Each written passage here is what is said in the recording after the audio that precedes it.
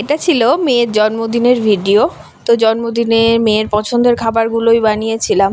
আর ব্রেকফাস্টেই বানিয়ে দিয়েছিলাম egg toast, যেটা ওর খুব পছন্দের। তারপর এগ টোস্টটা ও খুব ভালোবেসেই খেয়েছিল। তো দুপুরের রান্নাবান্নাও শুরু করেছিলাম। দুপুরেও বেশ অনেক কিছুই বানিয়েছিলাম। আমরা জন্মদিনে কোনোদিনই চিকেন বাড়িতে রান্না করি না, বাট এখন মেয়ের জন্য বাইরে থেকে চিকেনটা আনা হয়, যেহেতু ওটাই ওর প্রিয়।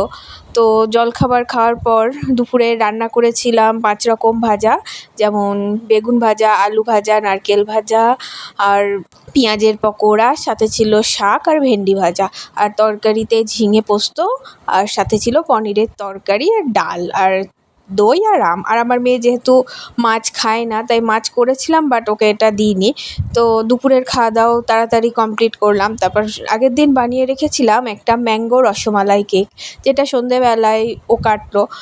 কেকটা খুব ভালো হয়েছিল, বাট আরেকটু ছোটো করলে হয়তো বেশি ভালো হতো, কেননা তুল থেকে একটু ভেঙে গেছিলো।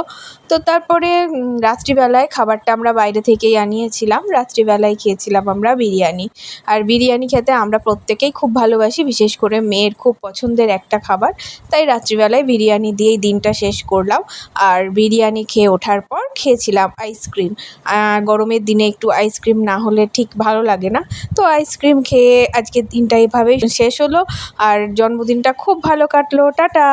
তোমাদের সাথে দেখা হচ্ছে নেক্সট কোনো ভিডিওতে।